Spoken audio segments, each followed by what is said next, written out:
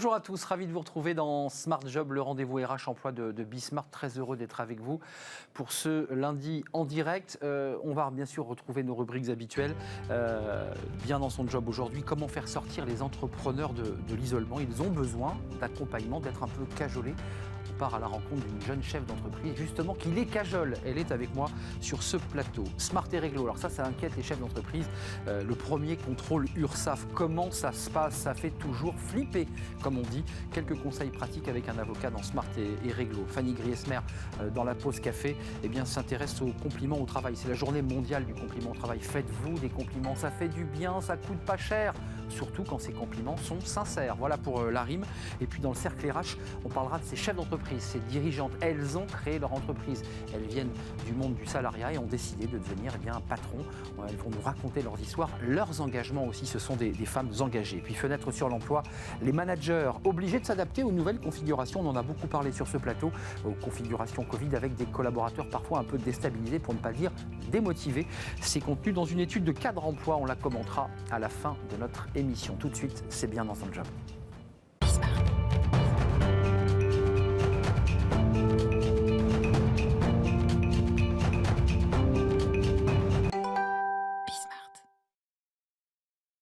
Bien dans son job, comment accompagner des entreprises, des start-up qui se posent des questions, des dossiers administratifs, parfois des états d'âme. On en parle avec Astrid Pralin d'Arcimol. Bonjour Astrid, bonjour. Vous êtes cofondatrice d'If Start. Vous l'avez créé il y a 1 an et demi avec 2 associés, une femme et un homme. Arnaud et Milena. Arnaud et Milena. Vous aviez décidé à l'origine, dès le départ, d'être dans une formule télétravail, avant Covid. Absolument. Vous aviez pris un peu d'avance, donc vous êtes atomisé et vous vous retrouvez, j'imagine, en ce moment en visio pour travailler. Racontez-moi un tout petit peu le moment où on crée une entreprise. Vous êtes passé du conseil à l'entrepreneuriat. Alors c'est le débat qu'on aura dans quelques instants, mais qu'est-ce qui vous a poussé à créer cette entreprise et quel diagnostic vous aviez fait? Parce que vous aviez forcément constaté qu'il y avait des besoins. Alors, après mon premier travail de consultante, j'ai été avec Arnaud et Milena. En réalité, nous sommes l'ancienne équipe dirigeante de l'incubateur des arts et métiers. Donc, nous nous connaissions avant de créer Start. Et le constat que nous avions tous les 3 fait au sein de l'incubateur des arts et métiers, c'est qu'il y avait encore beaucoup d'entrepreneurs isolés dans les territoires, un peu éclatés partout en France, un peu sous les radars, qui nécessitaient et qui avaient besoin d'un accompagnement et qui malheureusement n'arrivaient pas à être accompagnés dans des structures plus classiques. L'accompagnement, quand je disais cajolé, il y a aussi quand même pour un entrepreneur qui a un projet, qui a une idée qui est géniale souvent, il veut la développer, il veut la breveter, il veut la vendre. En même temps, il n'a pas le temps de s'occuper de tous les à côté. C'est ça que vous faites? On va l'aider à structurer beaucoup la démarche. Donc effectivement, quand ils sont dans une phase d'idéation, donc il faut l'aider à comprendre quelles sont les prochaines étapes. Et ensuite, quand il a commencé à avoir un service ou un produit qui est fonctionnel et qui est prêt à être vendu, il faut effectivement l'aider à structurer la démarche commerciale. Donc l'accompagnement est global. Global. Qu'est-ce que vous proposez concrètement? Il y a un travail administratif parce qu'il y a souvent des dossiers à remplir. C'est souvent extrêmement lourd pour un chef d'entreprise de devoir remplir des masses de dossiers. Ça, vous leur allégez, je dirais, la tâche? Oui et non. On va les aider à comprendre les différents dossiers administratifs. En revanche, on ne prend jamais la plume et on ne les écrit pas à leur place. On est un conseil. Le chef d'entreprise, ça reste eux. Donc, quel que soit ce qu'ils écrivent sur les papiers, ce ne sera pas nous qui les écrirons. Non, bien sûr, mais vous les accompagnez sur les aides de dossier à la subvention. Surtout, oui. Donc, il y a plusieurs accompagnements. Un accompagnement à la structuration du projet au sens global, donc pour avoir une hauteur de vue par rapport au projet, savoir où on va, savoir quelles sont les prochaines étapes dans le développement du projet. Il y a effectivement une aide à la recherche de subventions, financement public. Et là, effectivement, il y a beaucoup de dossiers, c'est compliqué de s'y retrouver. Oui. Donc là, c'est mon associé, Milena, qui va les aider à bien comprendre, tout d'abord, s'ils sont éligibles au financement. Ce n'est pas toujours évident. Ça dépend de l'innovation qu'ils portent. Et quand ils commencent à faire du chiffre d'affaires, donc c'est Arnaud, cette fois-ci, qui va les aider à aller chercher du financement privé. Pour lever des fonds, pour lever créer de la trésorerie et financer leur croissance, puisque le chiffre d'affaires n'est à ce stade-là plus suffisant. Et vous portez quoi? La communication, l'image de l'entreprise? Vous venez en plateau expliquer que c'est important, que If Start... Absolument, et puis moi je les cajole aussi au quotidien, ou presque, puisque ma partie à moi, c'est l'accompagnement individualisé, donc de proximité forte. On a beau être à distance, on peut accompagner des entrepreneurs qui sont à Toulouse, à Marseille, peu importe. c'est de la visio, c'est du téléphone. Et moi, je leur apporte une hauteur de vue par rapport à leur projet. Je leur sors la tête du guidon. Ce qui leur permet de... C'est une conversation, c'est un effet ping-pong. Oui, il y a un côté très psy là, dans ce que vous faites, c'est-à-dire leur faire lever la tête, leur faire réfléchir un peu en hauteur. Quoi, des enjeux de benchmark, des concurrents, de savoir s'adapter. Quelle est l'innovation, en quoi ils se différencient par rapport à leurs concurrents. Quelle est l'équipe aussi, travailler sur l'équipe, la complémentarité de l'équipe. C'est important, parce que si on a 2 ingénieurs, par exemple, et qui n'y connaissent rien au marché, ils ne savent pas forcément comment vendre. C'est important de pouvoir comprendre qu'il faut avoir une équipe complémentaire. C'est ce que vous avez fait d'ailleurs dans votre équipe. C'est ce que vous nous racontez. Oui. Chacun ayant sa mission, sa compétence pour faire avancer les entreprises. Il y a un vrai débat, ce qui est intéressant dans la création d'une entreprise, puisqu'on est un peu à front renversé du débat qu'on aura dans quelques instants. Vous l'avez créé il y a 1 an et demi. Il y a tout un travail pour vous, Yves Start, de prospect. Comment on fait là? Comment on va dire à une entreprise qui elle-même est parfois un peu courte en trésorerie, qui voilà, est en développement, on peut vous accompagner? Comment ça se passe ça? C'est pas toujours facile. Ouais, c'est ça. Ensuite, on a un modèle économique qui permet aux entrepreneurs de pouvoir se faire accompagner à moindre prix, puisqu'on va beaucoup fonctionner au success fees. Donc, si ils atteignent les étapes qu'on a qualifiées ensemble, on va leur demander de nous rétrocéder une partie. Ça leur permet quand même de pouvoir alléger leurs coûts. Et ensuite, la prospection, oui, c'est difficile. Donc, les réseaux sociaux nous aident beaucoup. La crédibilité qu'on a engagée et créée depuis 1 an nous aide beaucoup. Effectivement, on est très présent sur les différents réseaux sociaux. Et puis ensuite, on prospecte de manière un peu active. Voilà. Mais vous, concrètement, là, sur ce plateau de télé dans Smart Job, vous dites quoi? Vous garantissez? Il y a des garanties? Il y a l'idée que vous dites au chef d'entreprise? Ou est-ce qu'il y a l'idée que ce n'est pas une science exacte? C'est compliqué. C'est pas une science exacte. C'est très compliqué. On ne peut pas garantir la réussite d'une start-up. On n'est malheureusement pas devin, on aimerait bien. Mais non, c'est impossible. Par contre, ce qu'on leur garantit, c'est qu'on va travailler ensemble. On leur garantit plutôt... on a une obligation de moyens. On va tout faire pour faire en sorte qu'ils franchissent les bonnes étapes. Et notre rôle, c'est aussi de pouvoir leur dire, à un moment donné, stop, là, tu vas droit dans le mur. Il est peut-être temps de s'arrêter, tant pis, malheureusement.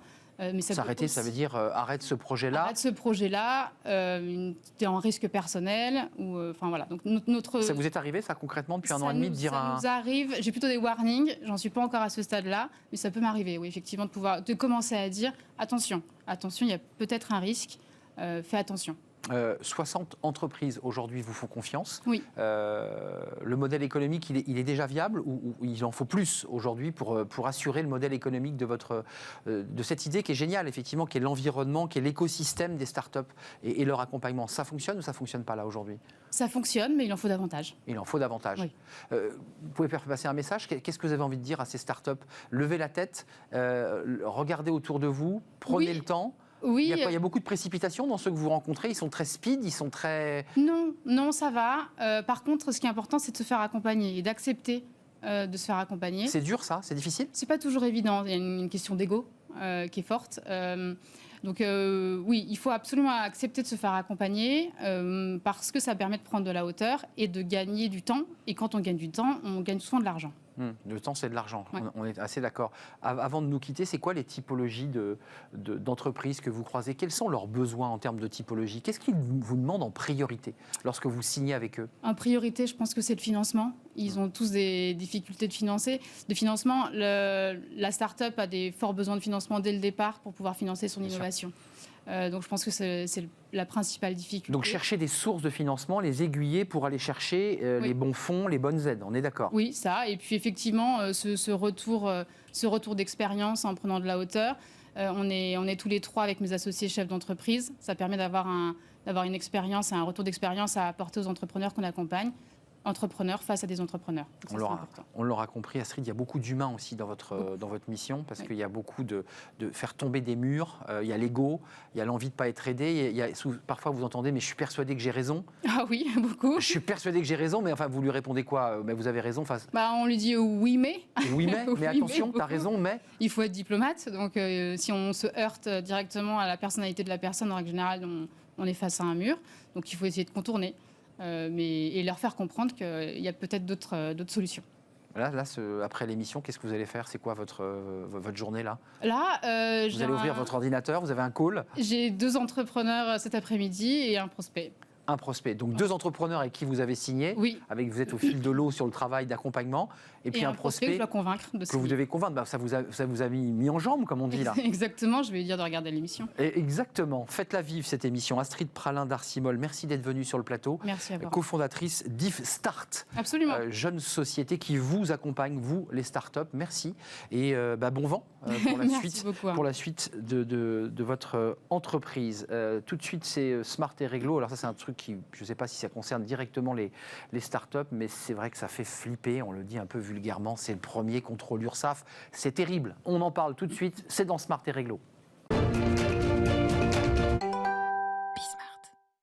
Smart et Réglo avec Étienne Pujol, avocat associé chez Berilo, qui est spécialiste en droit social. Alors il me disait en entrant, parce qu'évidemment je vous dis tout, bah oui, ça les concerne, les startups, les contrôles URSSAF. D'abord, commençons parce que j'ai moi-même vécu un contrôle URSSAF, donc j'ai eu cette angoisse de savoir comment ça allait se passer. D'abord, comment ça démarre? Comment je suis informé que j'ai un contrôle URSSAF, pour commencer par le début? La période angoissante, c'est quand on reçoit un courrier de l'URSSAF prévenant de l'arrivée imminente d'un contrôle dans le mois qui suit, puisque c'est 30 jours avant qu'on vous prévient.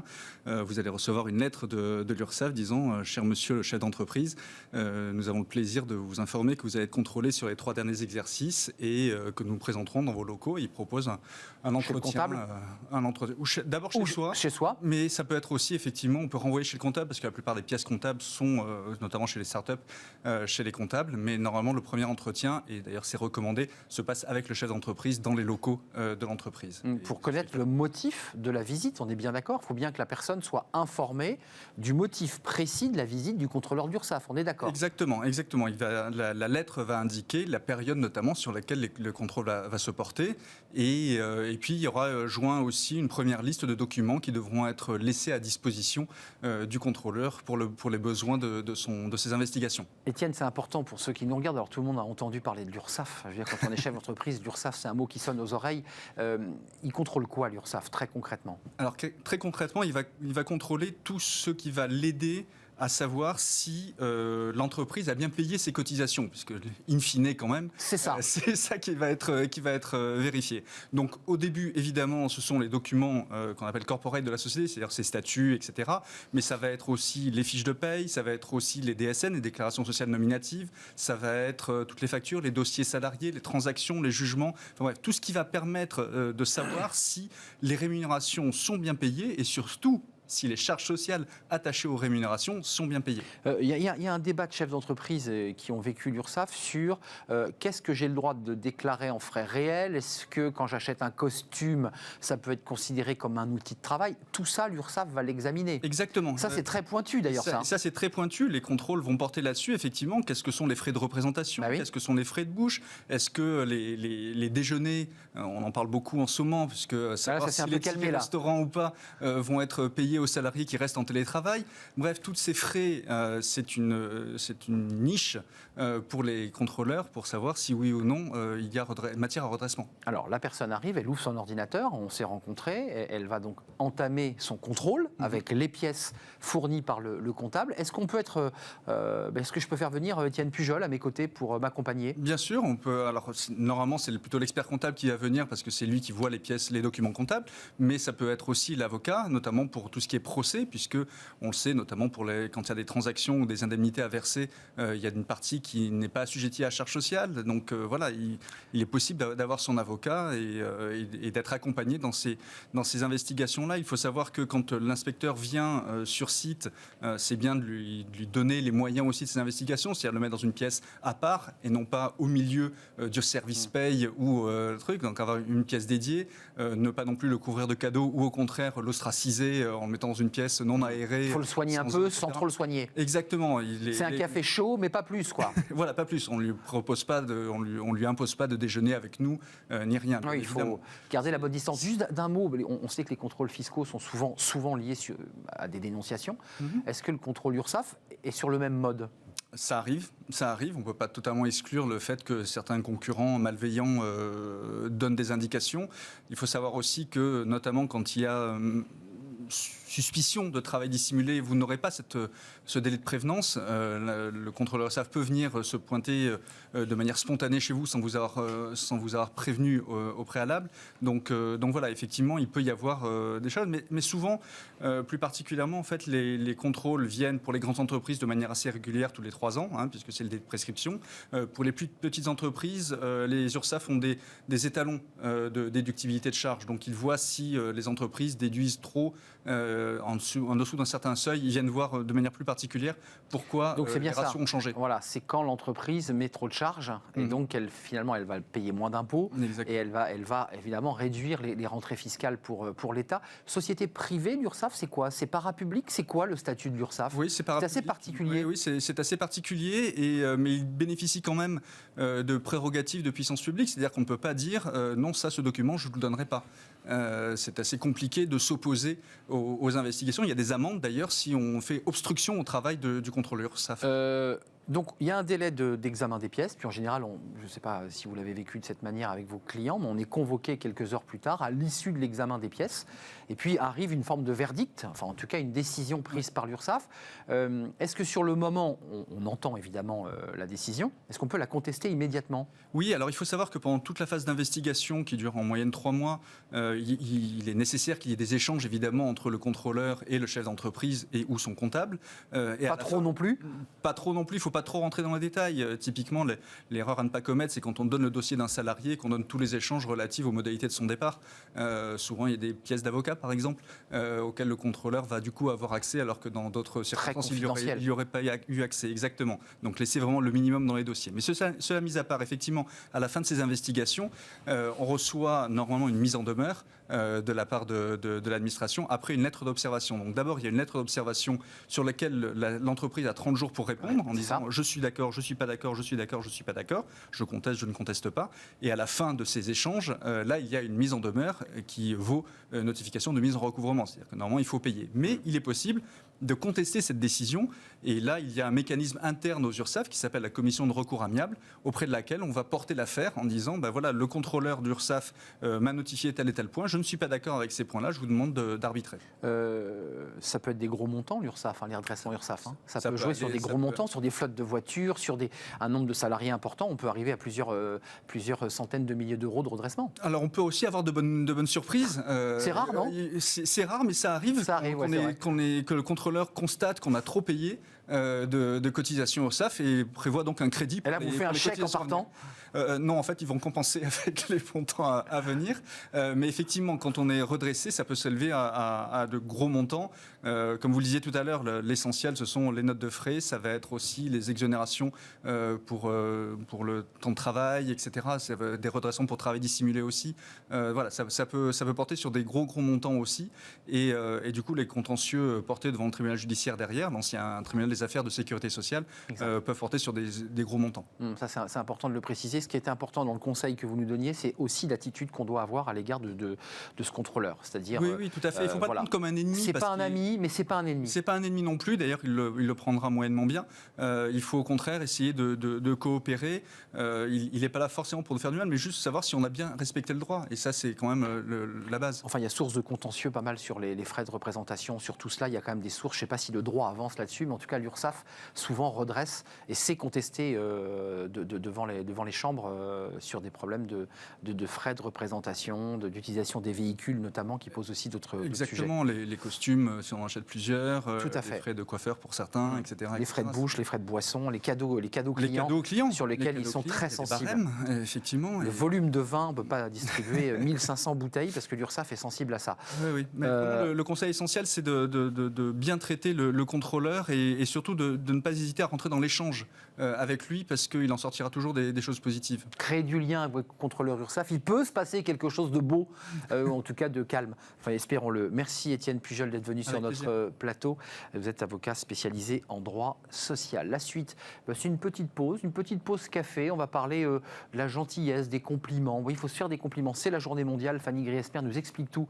Pourquoi il faut se faire des compliments, pourquoi ça nous fait du bien. C'est tout de suite, c'est la pause café.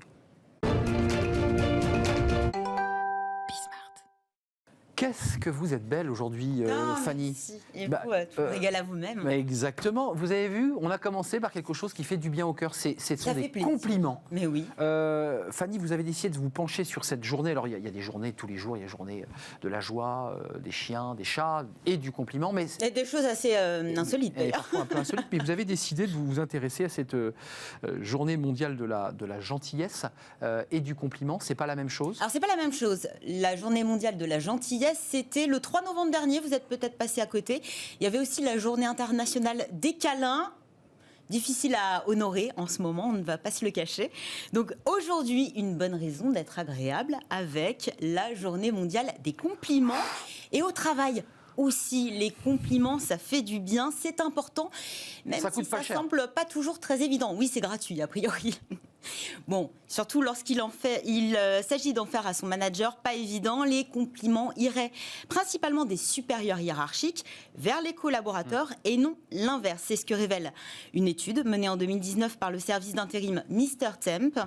Près de 3 managers sur 4 féliciteraient leur équipe régulièrement, alors que 80% des salariés n'auraient jamais adressé le moindre compliment à leur N+1. Une relation à sens unique, on peut dire, impolitesse, timidité, ou encore la crainte peut-être de passer pour le faillot de service aux yeux de ses collègues. Un peu, ouais. L'étude ne le dit pas. Vous pensez aussi peut-être que votre chef est payé pour vous diriger et vous motiver, et pas l'inverse. Sauf que la reconnaissance, on va le rappeler, ça marche dans les deux sens. Même entre collègues, ça ne serait pas aussi évident, ça coince. Visiblement, un tiers des personnes interrogées seulement auraient des mots encourageants ou élogieux à l'égard de ses collègues. C'est peu, d'autant qu'il serait a priori plus facile de faire remarquer à votre voisin de bureau qu'il a un joli pull assez flatteur, plutôt que de le féliciter pour le travail qu'il a accompli sur son dernier projet.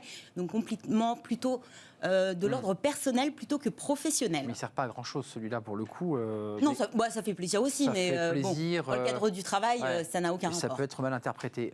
On a du mal en France avec les compliments. C'est différent dans d'autres pays, je pense, les anglo-saxons, les Américains. Aux États-Unis, c'est assez courant, c'est vraiment ancré dans la culture d'entreprise. C'est des checks. Bon, en France, c'est très compliqué, surtout dans la sphère professionnelle. Dans la jungle de l'entreprise, vous pensez peut-être qu'il faut passer pour un dur, et que seuls les plus coriaces survivront. Pourtant, alors sans parler pour autant d'une médaille ou d'un tonnerre d'applaudissements, le compliment a de nombreuses vertus. Un compliment sincère et gratuit, comme on le disait, motive, engage, détend un petit peu l'atmosphère. Et puis c'est aussi une marque de reconnaissance, et on sait à quel point le manque de reconnaissance peut peser sur le moral des salariés. Ça, c'est important. C'est difficile à formuler, mais aussi difficile à recevoir. Oui. Parce que c'est comme ça des gros colis qu'on reçoit. Et on se dit, c'est sincère, pas sincère. Qu'est-ce que j'en fais de ça? Alors c'est vrai qu'un compliment, à la base, c'est censé faire plaisir, c'est l'objectif. Et pourtant, beaucoup ont du mal à accepter et à les accepter pour ceux qu'ils sont. Étrangement, nous sommes naturellement peu à l'aise lorsqu'il s'agit d'assumer de recevoir des compliments. Et je dis bien assumer. On peut parfois craindre de paraître trop sûr de soi, au final, en disant même seulement merci. Et c'est vrai qu'on a tendance à répondre par un « j'ai eu de la chance » ou « je n'ai fait que mon travail » ou « ce n'était qu'un travail d'équipe ». Bref, on se minimise un peu. Mais quoi. totalement, en fait. On évoque des choses extérieures, on minimise ses efforts. C'est vraiment dommage parce que vous évacuez illico la conversation vers un autre sujet que vous. Or, être le sujet de l'attention est une véritable opportunité dans le monde professionnel, où le faire savoir tend à devenir tout aussi important, sinon plus, que le faire tout court. Donc dommage, accepter ces compliments. Alors la critique, par on contre, a moins de mal là. Moins de mal, je ne sais pas, c'est pas forcément agréable, et on ne sait pas forcément mieux la gérer ou y répondre. Pas facile à dire En tout aussi. cas, je ne sais pas si vous avez remarqué, mais dès lors qu'on vous fait, par exemple, 5 compliments, une critique, qu'est-ce qui se passe dans votre tête? Mais il reste que la critique. Vous ne retenez que la critique. On appelle ça le biais de négativité. En fait, c'est un héritage de nos ancêtres chasseurs-cueilleurs qui étaient mécaniquement programmés pour se défendre aux menaces et accepter la menace, s'y préparer. Donc finalement, on ne retient que le négatif. C'est ce qui nous amène aussi à dire, par exemple, c'était bien, mais tu pourrais améliorer ceci ou cela. Et ça peut être mal vécu, évidemment. Mal vécu parce que votre interlocuteur, vous l'avez bien compris, va retenir ce qui vient après le mais, donc le négatif. Bon, une bonne nouvelle quand même dans ce sondage, seulement 22% des salariés interrogés doutent de la sincérité des compliments. On va dire que c'est plutôt rassurant, quoique, hein, ça fait un Donc une majorité considère que c'est un compliment sincère. Voilà, exactement. Pas mal. Pas mal. Bon, visiblement, encore beaucoup de mal à formuler, recevoir les compliments. Hein. On pourrait peut-être s'entraîner aujourd'hui, je ne sais pas. Hein. Si on pouvait donner des bons conseils, déjà se rappeler que trop de compliments tue le compliment. Hein. Sachez doser, voilà, il faut que vous le pensiez réellement. Hein. Un compliment est sincère. Tentez aussi peut-être un petit brin d'humour. Hein. C'est comme un joli papier cadeau autour d'un compliment. Ça passe toujours mieux. Hein. Retenez aussi qu'un vrai compliment ne demande pas forcément de retour. Il est désintéressé. Et puis, moi, j'ai envie de garder cet adage en tête. Joie d'offrir, plaisir de recevoir. C'est un slogan pour une marque de bijoux, ça. Dites-vous que votre tour viendra et ce sera peut-être aujourd'hui. Ouais, j'ai l'impression que vous étiez passée du travail à la vie de couple, Fanny Griesmer. On a un peu les mêmes schémas. Hein, c'est ça. En tout cas, vous êtes une femme formidable. Je voulais vous en faire. Mais je vous le dis tous les jours, on n'attend pas le 1er mars. Mais c'est important de se le dire dans ces journées particulières. Je trouve que c'est important. Et puis ça motive, c'est vrai. Exactement. Merci, Fanny. Vous êtes vraiment formidable, je vous le redis. Comme ça sera réglé pour toute l'année. J'aurais fait tous mes compliments dans l'année. Tout de suite, c'est une petite pause. Après cette pause café sur le compliment, on va partir à la rencontre de femmes dirigeantes d'entreprises. Elles ont créé leurs entreprises. On va être dans l'espace et la sphère de l'économie sociale et solidaire. Elles vont nous raconter leurs histoires, leurs parcours et leurs projets. Des projets très engagés. C'est le cercle RH et c'est le débat. Et c'est dans quelques secondes.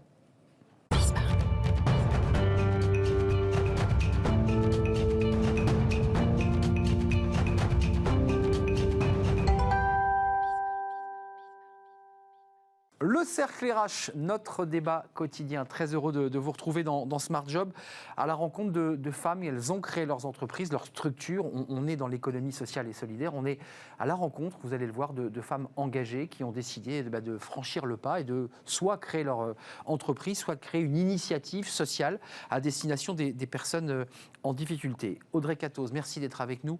Vous êtes présidente de KLS Lunettes. Alors, KLS, ça signifie Connexion Lunettes Solidaires. Vous nous parlerez de votre projet, de ces lunettes que vous portez, puisque évidemment, vous représentez votre marque, des lunettes qui viennent de l'Ain, à 100 km de Lyon. Merci en tout cas d'avoir répondu à notre invitation. Puis vous avez reçu, à l'occasion, on en parlera, le Grand Prix Philibert Vraud pour la justesse et la bonté de votre initiative, et vous nous en parlerez dans quelques instants. À vos côtés, une autre invitée, Christine Roulet, directrice de l'association Fringuette. Merci d'être avec nous. Vous aussi, puisqu'on est dans la distribution des prix, vous avez reçu à l'initiative de la Fondation Vio, de Philibert Vio, le prix de l'économie sociale et solidaire. Votre initiative, vous nous en parlerez, elle émane à l'origine d'une association, le Secours catholique, et puis vous en avez créé ces fringuettes. Vous nous raconterez votre parcours. Et puis Lumna Xibi, merci d'être avec nous. Vous êtes cofondatrice de Meet My Mama. Et on va parler nourriture avec un lien entre les cuisines du monde et la possibilité aussi pour celles qui cuisinent de pouvoir raconter leurs histoires et nous faire partager aussi un moment de leur vie. Commençons par la même question à toutes les trois. Vos parcours et vos histoires respectives. Commençons par vous. Comment on bascule de la vie d'avant à KLS, à vos lunettes? Comment ça se passe et comment c'est difficile? Pour faire une phrase d'enfant. Comment c'est difficile? Comme tout projet entrepreneurial, il faut s'accrocher. Encore plus quand on est dans le milieu industriel, puisqu'en fait, moi, pendant plusieurs années, j'ai commercialisé des machines-outils qui permettent de fabriquer les lunettes chez les lunetiers. C'était un peu en amont, là. Voilà, dans la filière, on va dire. Et du coup, j'ai été confrontée à ce que ça veut dire concrètement la délocalisation, c'est-à-dire des territoires entiers qui se désertifient. Et j'ai dit, mais c'est pas possible, on sait faire des choses magnifiques, pourquoi on n'achète que du chinois? Et du coup, l'initiative, elle est venue de cette prise de conscience, il faut faire quelque chose. Donc, papier, crayon, avant j'étais dans la mode sur Paris, et de commencer à dessiner des collections de lunettes et de faire du circuit court. C'est-à-dire, j'ai vendu les machines, donc je connais le tissu industriel. On dessine, on produit, voilà, et on vend en direct, et au moins on vend du français, voilà. Et là, vous vendez aujourd'hui, vous êtes distribué. Alors aujourd'hui, on est opticien, donc comme tous les opticiens, on vend des lunettes, des verres avec des ordonnances, des mutuelles. Mais au lieu de vendre des grandes marques fabriquées souvent très très loin, on vend notre marque, voilà, 100% fabriquée localement. Ça c'est une marque importante pour vous. C'était Voilà. important dans Ah votre oui, engagement. C'est pas de C'est devenir... notre ADN. C'est votre ADN bien et c'était sûr, aussi voilà. le fait que vous ayez basculé Voilà. vers l'entrepreneuriat. Christine Roulet, pour qu'on vous découvre un tout petit peu, parce que les fringuettes, on va en parler, c'est de l'insertion sociale de personnes qui sont souvent en difficulté, en grande difficulté, que vous remettez sur le chemin.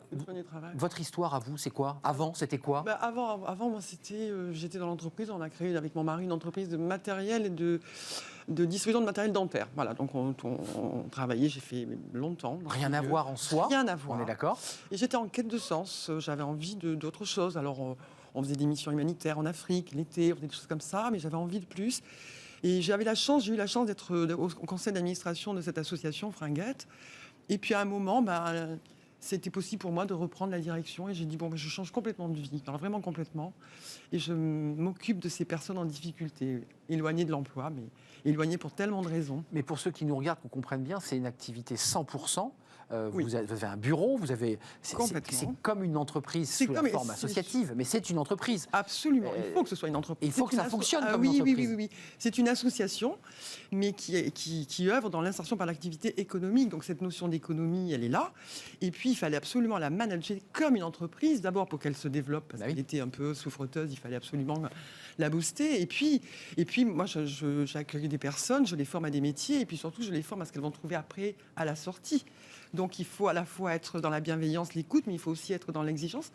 Donc voilà, Donc vous vous êtes trouvés, toutes les deux, en tout cas à travers les témoignages courts que vous faites, c'est aussi une manière de trouver un sens à sa vie et de ne pas vendre des produits dentaires ou des machines-outils pour les lunettes. Là, ça donne un sens complet. Votre histoire, racontez-nous, parce que Lumna, il y a aussi ce travail autour de mêler en fait des univers, à la fois la cuisine du monde, mais aussi du lien social. Racontez-nous votre projet et comment vous basculez, vous aussi, pour diriger aujourd'hui Meet My Mama. Alors, c'était pas forcément un basculement, je pense que c'était plutôt une suite logique, parce que j'ai tourné mes études pour faire en sorte de bien comprendre le monde de l'économie, du business et des nouvelles technologies. Je suis passionnée d'innovation et nouvelles technologies, et pour moi, c'était vraiment utiliser ces nouvelles technologies et l'entreprise pour avoir un impact social et environnemental. C'est un service traiteur que vous faites, pour le dire simplement. Je veux un mafé, par exemple, je ne pas africain, vous pouvez me le préparer, on est d'accord. Exactement, très préparé concrètement. maison par une maman avec amour, en effet. Donc et ça, c'est possible. Je vais sur votre plateforme, voilà. Parce que la technologie arrive. Exactement. Je veux un mafé pour 4 personnes, pas trop épicé. Et vous me le préparez. Exactement, c'est comme ça que ça marche, avec des mamas qu'on a formées, accompagnées, pour qu'elles puissent devenir des femmes chefs, entrepreneurs et indépendantes, et qu'elles puissent vous proposer leur délicieuse cuisine. C'est-à-dire que vous êtes, excusez-moi, je ne veux pas vous choquer, mais vous ubérisez le système ou pas? Pas forcément, parce qu'il y a toute une démarche derrière avec l'association Empower My Mama qui empower ces femmes, et on a créé tout un parcours où elles viennent aussi apporter leur valeur ajoutée. Exactement, pour les former, pour les accompagner, pour les valoriser. L'idée, c'est vraiment de les rendre visibles et de leur permettre de vivre durablement de leur talent. Mais femmes engagées, parce que c'est le thème aussi de notre émission, et on voit dès le début de l'émission, de ce débat, que vous êtes des femmes engagées, vous avez fait des choix d'engagement sociaux. Qu'est-ce qui a changé dans le regard des autres? Comment on vous regardait avant et comment on vous regarde aujourd'hui? Est-ce que vous vous sentez chef d'entreprise ou vous vous sentez autre chose qu'une femme chef d'entreprise? Par la force des choses, moi, je me sens chef d'entreprise, parce qu'au bout d'un moment, vous avez 6 magasins à gérer. Voilà, il faut que ça tourne, des fournisseurs, des clients, etc. C'est une entreprise. Voilà. Après, on est un peu idéaliste, je pense, toutes les trois. Donc, de temps en temps, on est regardé un peu bizarrement. Moi, dans mon milieu qui est l'optique, KLS Lunettes, il y a 12 000 opticiens en France. Donc, il n'y a pas plus concurrentiel. Donc, oser dire, je vais faire un magasin sans grande marque, sans Ray-Ban, sans Dior, sans Dolce & Gabbana, avec que du made in local, on est toujours regardé un peu de manière bizarre. Et même puis, vos clients qui sont très marques, excusez-moi, il faut les éduquer, les clients, non? Ils viennent, ils veulent la marque qu'ils ont vue à la télé ou dans un magazine. Ça joue beaucoup, ça. Nous, on travaille complètement à l'envers. C'est-à-dire qu'on part du principe que toutes les lunettes ne vont pas à tous les visages.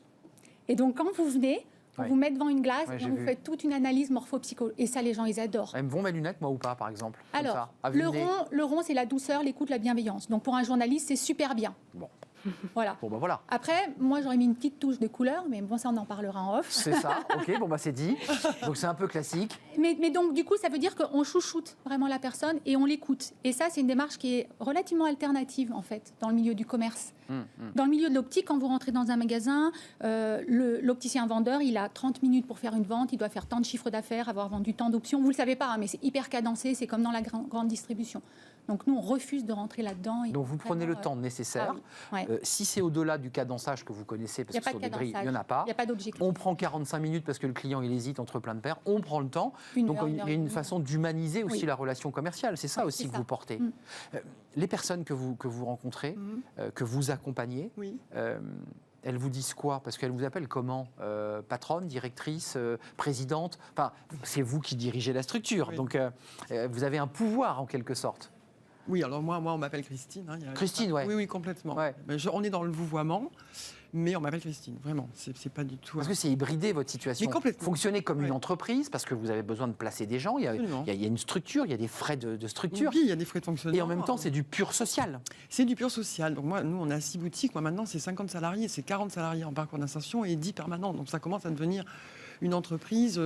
Bon, il faut y aller, il faut se développer. Effectivement, il faut avoir cette posture de chef d'entreprise. Néanmoins, je dois tenir compte de la fragilité des personnes. Je dois en tenir compte, c'est obligatoire. Et puis c'est aussi pour ça que je suis là. Donc c'est mon choix de départ de m'occuper de ces personnes en difficulté. Mais je veux aussi changer le regard. Parce que souvent on nous parle de réinsertion. Les gens disent la réinsertion. Donc là on est dans l'insertion tout simplement. Parce qu'une jeune femme de 18 ans qui n'a pas eu la chance d'aller à l'école, elle n'est pas en réinsertion. Elle est juste, elle veut s'insérer dans la vie, mais elle a des difficultés. Donc il faut changer le regard par rapport à l'insertion. Et puis il faut aussi changer le regard. Moi, je n'ai pas de fournisseur, j'ai de la chance. Puisque nous, on travaille à partir de dons. Hein, c'est très... Puis votre matière première sont les humains, c'est la chair humaine, c'est la pâte humaine, c'est les personnalités des personnes. Mais physiquement, quand vous vous déplacez avec une personne, vous avez des salariés qui évidemment travaillent aussi à l'accompagnement. Il vous arrive aussi d'accompagner, d'aller au bout. Quand on vous voit, ils vous regardent comment les chefs d'entreprise, parce qu'en fait, il faut les placer, ces personnes. Et il faut les placer. Donc il faut avoir quand même des éléments de langage, avoir des codes communs. Moi, j'ai fait le choix de m'entourer que de personnes qui avaient travaillé dans l'entreprise vraiment. Hein. Donc, toutes les conseillères d'insertion pro ont travaillé dans l'entreprise, les encadrants aussi. Donc, on prépare les gens à ce qu'ils vont trouver la sortie. Après, il faut nouer une relation de confiance avec les entreprises qui vont accueillir les personnels que nous leur envoyons. Mais c'est aussi notre rôle de déterminer à quel moment la personne est prête à trouver un emploi. Parfois, c'est trop tôt. Parfois, il faut mettre un peu de temps. Les parcours, en moyenne, c'est 8 à 10 mois, mais parfois, ça va être... Où vous les accompagnez, vous les préparez, vous les formez, vous les aiguillez aussi, parce que vous ne faites pas les formations clés en main, vous les dispatchez sur des formations. Alors, on les forme sur des métiers quand même, parce que quand elles sont en boutique, on les forme à des métiers de vendeur conseil. Quand elles sont en l'atelier couture, on les forme parfois, il y en a qui veulent être costumières, d'autres qui vont travailler dans la lingerie, donc on les forme à ces techniques-là. Mais quand elles sont à trier du textile, là, on les forme à un métier qui n'existe pas. Oui, c'est intéressant parce que vous êtes à la tête d'une petite PME. Oui. C'est un peu comme celui qui plantait ses haricots verts et puis finalement, d'un petit champ de haricots verts, il en a fait une petite usine et puis de cette petite usine, il les a mis en boîte.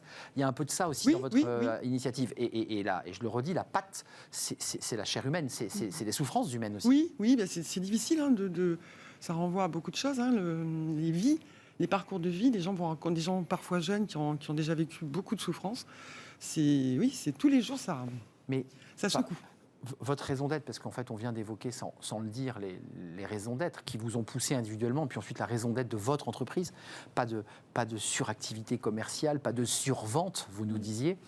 Votre raison d'être, c'était quoi? Parce que vous êtes jeune, donc vous êtes appuyé sur la technologie, et vous vous êtes dit, finalement, je vais faire quelque chose de très empirique, qui est de la cuisine traditionnelle, et je vais le mêler avec une plateforme et de la technologie. Mais je trouve qu'en plus, dans votre raison d'être, si je ne me trompe pas, vous y rajoutez l'élément humain. Je peux aussi avoir cette personne qui m'a fait le repas, qui m'explique d'où elle vient.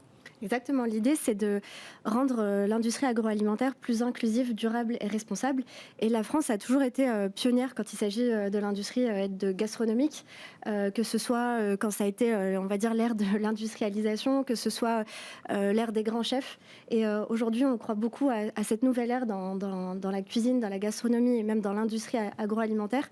Et l'idée, c'est de rendre ça plus inclusif en termes d'intégrer des personnes qui qui n'avaient pas forcément accès à ces métiers-là. Pourtant, ça pourrait être logique. On connaît tous une maman qui cuisine superbement bien, mais finalement, ce marché-là était très fermé. Donc l'idée, c'est de le rendre plus inclusif. Mais excusez-moi, vous les trouvez où, vos mamas? Parce que je les imagine, je les vois bien. Comment on va... elles viennent à vous en disant, moi, je veux bosser pour vous. Vous dites, oui. Je vous ai repéré, je vous trouve formidable, j'ai goûté vos plats. Comment ça se passe, cette rencontre? Alors, de plusieurs manières. Soit elles nous rencontrent grâce aux réseaux sociaux, grâce aux médias. Là, après cette émission, je pense qu'il y a certaines mamas qui vont nous contacter. Donc, merci.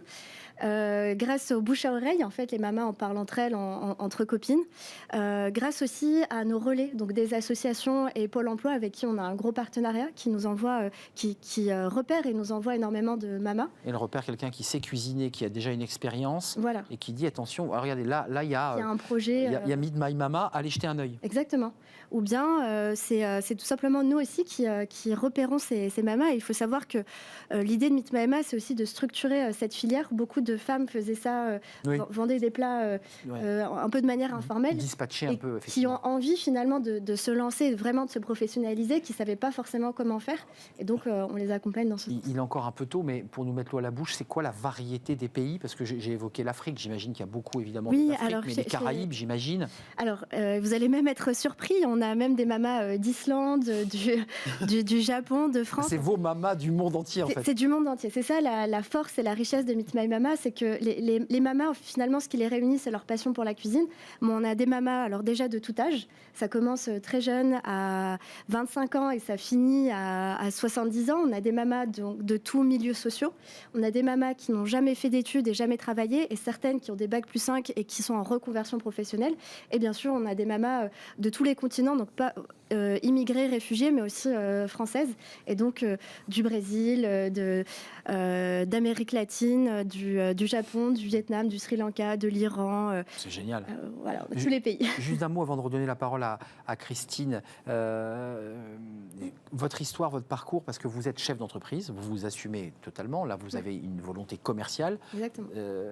Comment on vous regarde? Parce que vous êtes jeune. Enfin, il y a le déficit. Les femmes, c'est compliqué. On le sait, c'est compliqué quand on veut monter sa boîte, parce qu'il y a la vie de famille, parce que toutes les contraintes qu'on pourra évoquer d'ailleurs à la fin de notre émission, parce que vous êtes aussi des mères, vous êtes aussi engagées dans une vie personnelle. Mais en plus, quand on est jeune, on vous croit pas, c'est sérieux, c'est crédible. Enfin, comment on vend sa boîte au début?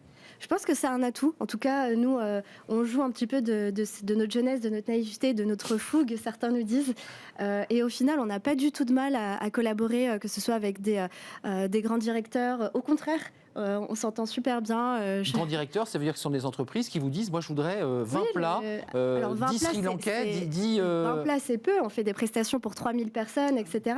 Et nos interlocuteurs, ça va être le DG de Danone, le DG de Google, etc., avec qui on noue de très, très fortes relations, qui ont vraiment envie de provoquer un changement dans leur entreprise et qui ont envie d'avoir un prestataire, un food service responsable.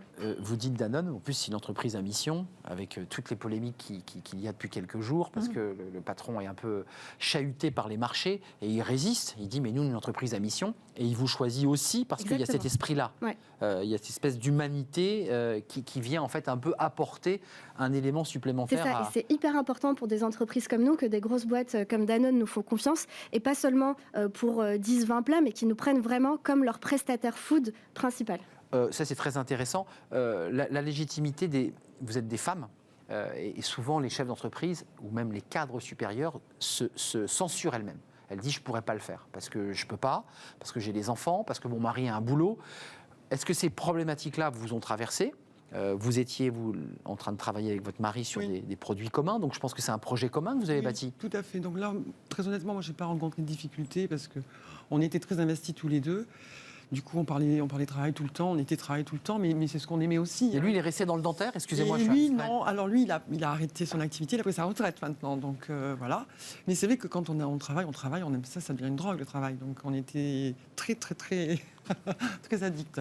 Mais là, vous êtes à fond, excusez-moi de le dire. Vous êtes en développement. Mais il m'a beaucoup aidé aussi, parce qu'on est habitués à bosser ensemble. Donc quand j'ai repris, il vous a accompagné aussi. Il m'a accompagné absolument, et on a développé ensemble. L'homme qui accompagne sa femme, qui devient patronne d'une structure. Voilà, d'ailleurs il le dit.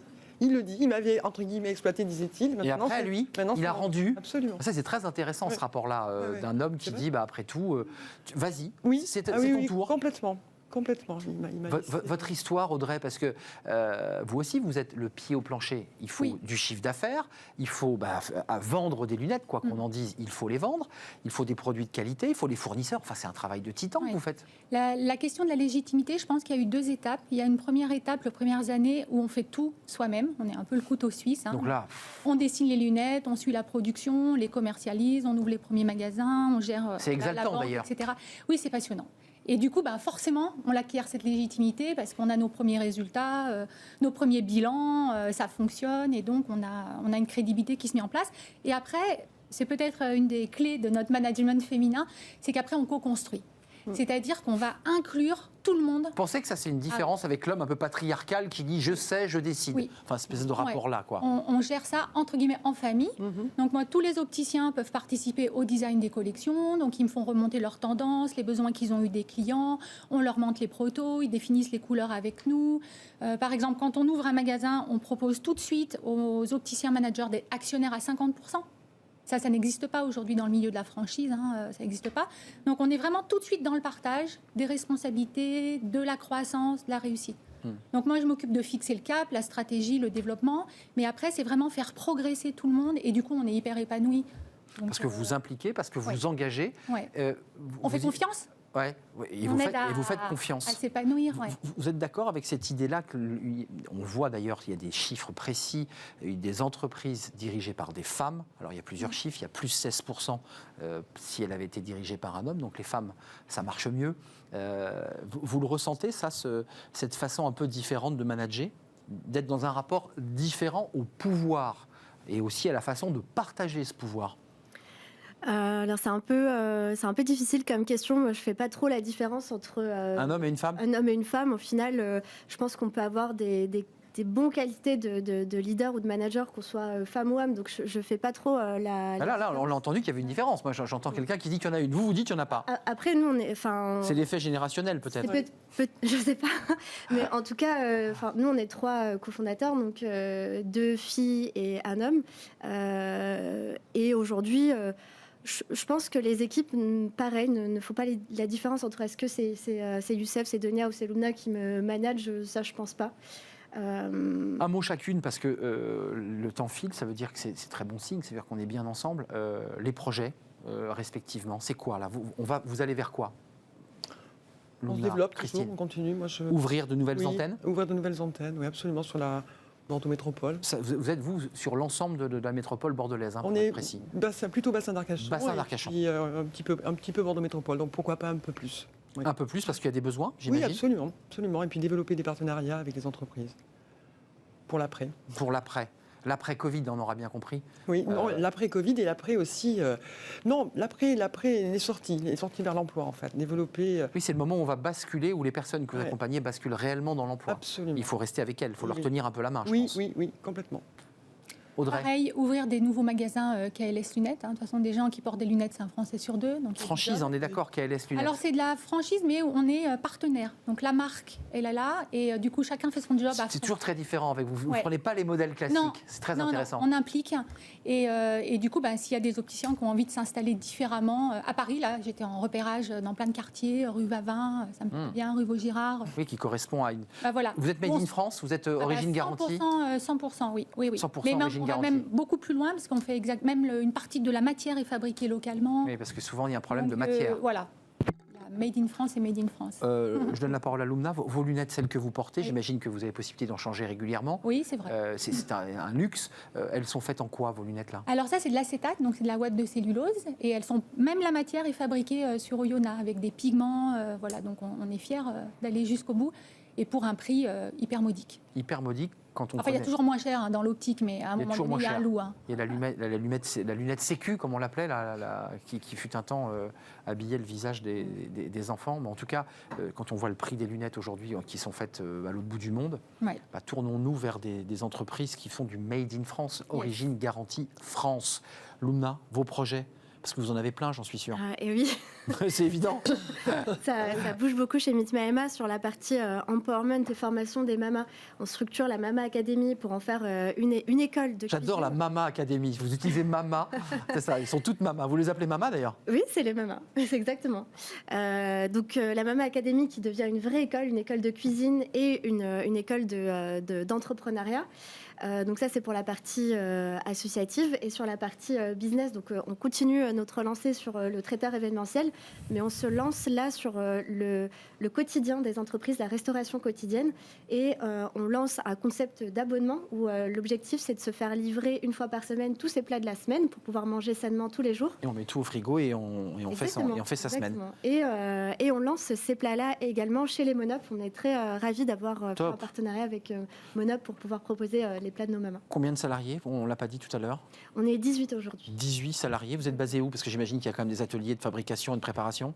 Alors, Ça, c'est en banlieue parisienne, oui, forcément. on a plusieurs lieux.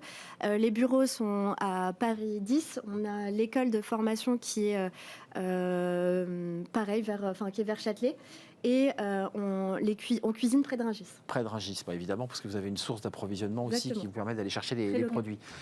J'ai été vraiment très heureux de faire votre connaissance dans vos engagements, dans vos envies d'avancer et de faire changer le monde aussi. Et puis le regard qu'on porte sur les femmes dirigeantes d'entreprises ou d'associations, mais dans votre cas, qui fonctionne comme une entreprise, on l'aura compris. Merci à Christine Roulet, directrice de l'association Les Fringuettes, le bassin bordelais plutôt vers Arcachon. Il y a un site internet, allez jeter un œil. Loubna Ksibi, si vous avez faim ce midi, n'hésitez pas. Meet My Mama, il y a tous les pays du monde, on ne va pas les refaire. Il y a même de l'islandais, je ne savais pas qu'il y avait des mamas islandaises. Et puis Audrey Catoz, les lunettes Made in France, KLS lunettes, avec Oyonnax, avec Lin, qui va chercher du bois, j'imagine, parce qu'il y a quand même des matières premières qui sont faites là-bas, non? C'est vrai, tout à fait. Et pas que du bois, puisque Du vous bois, parliez... du coton. Et du coton. C'était un plaisir de partager ce moment avec vous. Fenêtre sur l'emploi, c'est tout de suite. On s'intéresse au cadre. Là, on revient vraiment au corporate et à l'entreprise. Oui, les managers sont, depuis le Covid, un peu déstabilisés dans leur manière de manager à distance. C'est un peu compliqué. Étude dévoilée par Julien Breuil. Vous savez, Julien de Cadre Emploi. Il va être avec nous.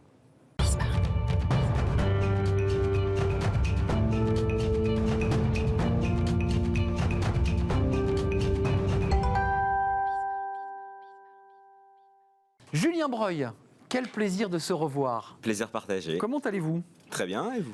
C'est la journée des compliments, vous avez vu, aujourd'hui. Donc on va se faire quand même quelques petits compliments.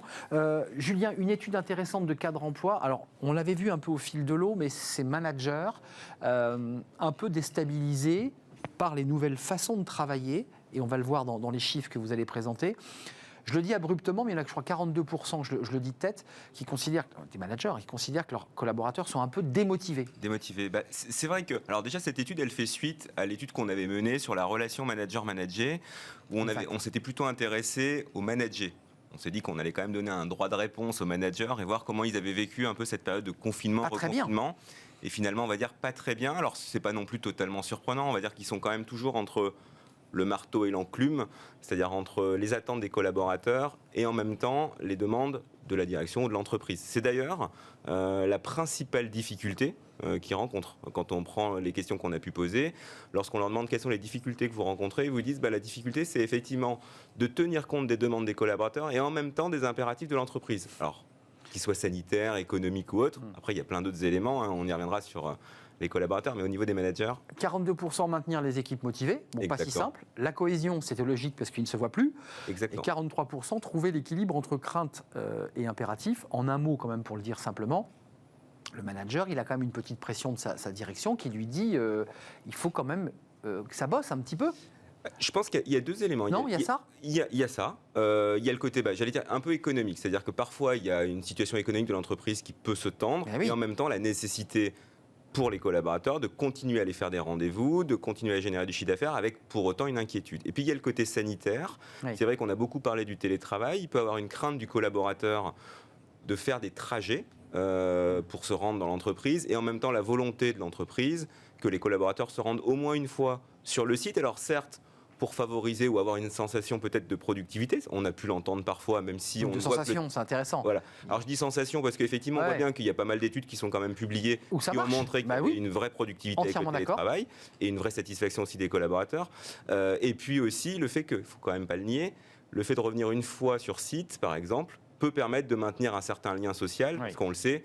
On l'a vu notamment avec les profils les plus jeunes, c'est pas aussi simple que ça. Les managers, il y avait le débat sur leur qualité. Ils devaient muter, ils devaient changer ces managers. Le manager très, très pyramidal, ça tombe, c'est beaucoup plus difficile. Est-ce qu'ils se sont adaptés, ces managers ? Alors, ils se sont adaptés. Il y a 3 critères pour lesquels eux considèrent que ce sont vraiment des critères qui sont devenus, j'allais dire, majoritaires. Oui, c'est remonté. Et voilà, c'est remonté, c'est beaucoup plus important que ce que c'était avant la crise. L'écoute. Ouais. La disponibilité et la prise de recul. Plutôt la prise de recul et la disponibilité. J'aurais tendance à dire que écoute et disponibilité, c'est assez logique. On parle quand même de managers qu'on appellera des managers de proximité, puisque ce sont des managers qui, en général, managent des équipes de moins de 10 personnes. Donc c'est un peu leur rôle, quelque part, d'être à leur écoute. Et ils peuvent le faire. Et ils peuvent le faire. Par en tout cas, ils doivent le faire dans le contexte. Non, mais il n'y a pas trop de monde, et donc ils peuvent individualiser. Ils peuvent effectivement individualiser. Et puis, il y a cette nécessité de prise de recul. Dans un contexte qu'on vit tous, ça c'est pas vrai qu'à l'échelle des managers ou des collaborateurs, c'est à l'échelle des Français, peut-être un manque de perspective qui crée forcément dans un climat anxiogène une nécessité à un moment donné de prendre un petit peu de recul sur certaines décisions, sachant que j'aurais tendance à dire parfois, vu l'évolution du contexte économique ou sanitaire, la décision d'un matin n'est pas forcément celle du soir. Donc forcément, il faut aussi s'adapter. Donc c'est mais ses propres managers, soyons francs, et aussi aux collaborateurs. C'est les directeurs financiers qui se grattent la tête parce qu'on leur demande de faire des prévisionnels, puis là, tout se casse la figure. Il y a quand même un contexte qui est de plus en plus pesant, qui vient boucler sur le premier item où maintenir les équipes motivées à 42%. Là, on retrouve dans les items que Cadre Emploi propose des managers qui, quand même, sont assez directs. Ils jugent que leurs collaborateurs sont moins motivés depuis un an. Oui, alors ils trouvent qu'ils sont moins motivés. C'est très bizarre, parce que la productivité est bonne. Alors, la manière dont on l'a analysé, ou en tout cas je l'analyse, c'est qu'effectivement on se rend quand même compte que cette période de Covid, ça va faire un an, que malgré tout ça commence à peser face à une absence de perspective où on a l'impression qu'à chaque fois on va sortir de l'ornière et finalement elle revient. Donc ça fait baisser la motivation. Donc ça fait baisser la motivation, ça crée un peu de fatigue. On l'a vu pour à peu près 7 managers sur 10 qui disent que leurs collaborateurs sont fatigués, voire frustrés, parce que forcément on parlait tout à l'heure des directeurs financiers qui mettent en place potentiellement des business plans ou autres, on voit bien qu'effectivement, on les met en place, mais parfois ils sont un peu retardés dans le temps. C'est pareil par rapport à des projets qu'on pourrait mettre en place dans une entreprise. On va voir les chiffres avant de nous quitter. 52% des managers jugent leurs collaborateurs moins motivés depuis un an. Vous l'évoquiez, les collaborateurs se montrent majoritairement fatigués à 75%, donc c'est quand même une grosse majorité. Très forte majorité. Et frustrés, alors un peu moins, à 49%, on le voit. Et puis 45% des managers ont remarqué un changement négatif chez les membres de leur équipe. C'est-à-dire, c'est ce qu'on appelle les signaux faibles en management. On se dit, tiens, avant il faisait ça, et là il ne le fait plus. Alors, en fait, c'est effectivement un peu sous-jacent, progressivement, au fur et à mesure qu'on avance. C'est l'usure. C'est l'usure. Une usure qui se crée, faute de perspective, faute effectivement de projets qui se concrétisent, puisqu'effectivement, dans un contexte difficile, parfois les projets sont un petit peu remisés à plus tard, donc ça peut créer de la frustration, et puis ça peut créer, un état d'esprit, alors on ne va pas dire négatif, mais en tout cas qui progressivement devient un tout petit peu plus, effectivement, négatif quand même. Merci pour cet éclairage sur les managers. Merci. Julien, directeur des études chez Cadre Emploi, à découvrir évidemment sur votre site, cela va sans dire, le site de Cadre Emploi. La prochaine étude, c'est quoi ? Vous venez nous présenter quoi ? Vous êtes sur quoi ? Alors, on va essayer de faire... Ils sont partis les cadres ? Tiens, vous l'avez testé ça ? La mobilité des cadres, forcément, elle est un peu plus difficile. Ça ne veut pas dire que les cadres ne veulent pas changer d'entreprise, mais ça veut dire que néanmoins, les entreprises doivent faire des efforts pour les inciter à être mobiles, avec différents critères. La prochaine étude portera vraisemblablement sur, malheureusement, un an de Covid. Qu'est-ce qui a changé au sein des entreprises, évidemment, au niveau du management? Eh bien, vous reviendrez nous en parler. Ça sera toujours un grand plaisir de vous accueillir. Merci à vous, merci de votre fidélité. Merci à Romain Luc à la réalisation. Merci à Amanda Montero au son. Merci à Fanny Griesmer et à toute l'équipe. Évidemment, Margot, accueil invité. Et Caroline, que je n'oublie pas. Et puis Pauline Gratel, bien sûr, qui nous accompagne. Merci pour votre fidélité. Demain, je serai là, bien entendu, pour une nouvelle émission en direct. D'ici là, portez-vous bien, évidemment, à 15 jours des 1 an du Covid. On en parlera, bien entendu, dans notre émission. À demain, bye bye.